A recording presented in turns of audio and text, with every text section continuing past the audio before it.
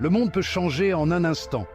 Un moment, tout est calme et prévisible, et l'instant d'après, tout bascule.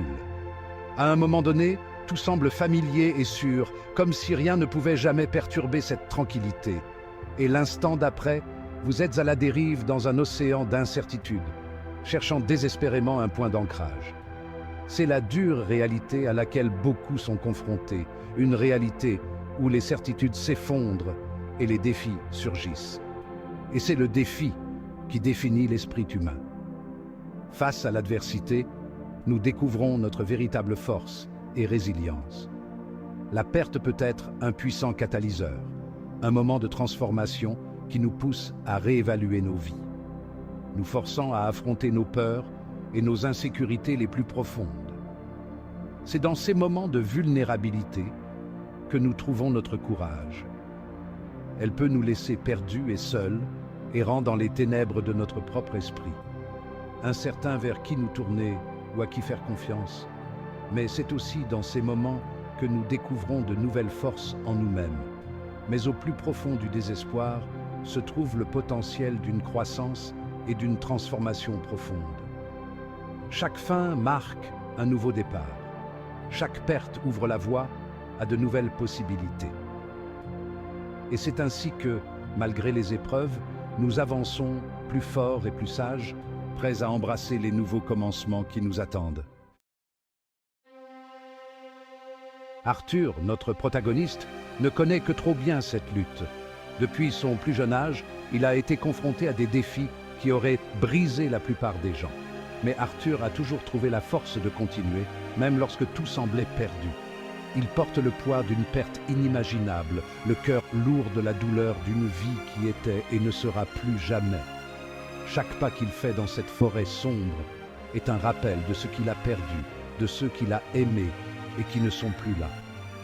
Il est hanté par des souvenirs, joyeux et douloureux, qui lui rappellent constamment ce qu'il a perdu. Les rires partagés, les moments de bonheur simple, tout cela semble maintenant appartenir à une autre vie. Une vie qu'il ne peut plus toucher. La douleur est palpable, une douleur constante qui menace de le consumer. Chaque nuit, il lutte contre les cauchemars, les visions de ce qui aurait pu être, de ce qu'il aurait pu faire différemment. Il est à la dérive dans un océan de chagrin, à la recherche d'une ancre, d'une raison de continuer. Les vagues de désespoir le submergent, mais quelque part au fond de lui, une petite étincelle d'espoir refuse de s'éteindre. Le monde semble froid et impitoyable, un contraste saisissant avec la chaleur et l'amour qu'il a connu. Pourtant, malgré tout, Arthur avance, déterminé à trouver un nouveau sens à sa vie, à transformer sa douleur en force. Au moment où les ténèbres menacent de l'engloutir, une lueur d'espoir apparaît. Un visage familier, un rappel de la vie qu'il a laissée derrière lui, se présente à lui. Tessia, l'esprit marqué mais pas brisé, lui offre une sorte de bouée de sauvetage. Sa présence est un phare dans les ténèbres, un témoignage du pouvoir durable du lien humain. Elle comprend sa douleur, ayant parcouru un chemin similaire, et son empathie lui offre un réconfort dont il ne se savait pas avoir besoin. Le parcours de Tessia a été semé d'embûches. Elle a appris à naviguer dans un monde qui semble souvent hostile et impitoyable.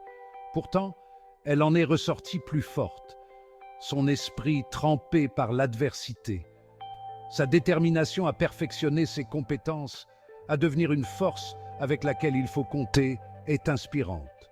Elle refuse d'être définie par son passé, choisissant plutôt de se concentrer sur les possibilités qui s'offrent à elle. Cinquième partie. La force de la douleur partagée. Dans ce monde magique, où les étoiles brillent au-dessus des royaumes enchantés, une vérité universelle se révèle. Ensemble, Arthur et Tessia trouvent du réconfort dans leurs expériences communes. Ils partagent des moments de silence où les mots ne sont pas nécessaires et des instants où les souvenirs douloureux sont exprimés sans jugement. Ils comprennent la douleur de l'autre d'une manière que les autres ne peuvent pas comprendre. Leur connexion va au-delà des mots, se manifestant dans des regards et des gestes qui parlent d'eux-mêmes. Leur lien se resserre, forgé dans le feu de l'adversité. Chaque défi qu'ils affrontent ensemble renforce leur amitié, créant une alliance indéfectible. Ils se remémorent des souvenirs communs, trouvant du réconfort dans l'écho des rires et de la joie. Ces moments de bonheur partagés deviennent des piliers de leur relation, des ancrages dans les tempêtes de la vie.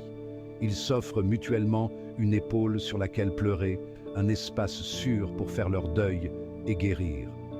Dans ces étreintes, ils trouvent la force de continuer, de se relever après chaque chute. En compagnie l'un de l'autre, ils trouvent un sentiment d'appartenance, un rappel qu'ils ne sont pas seuls.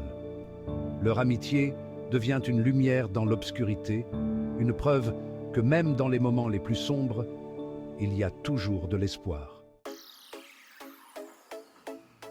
Sixième partie. Trouver la force dans l'amitié. Leur voyage n'est pas solitaire. Ils sont entourés d'une galerie de personnages qui leur offrent soutien et conseils. Des amitiés s'épanouissent, offrant un sentiment de camaraderie et d'appartenance.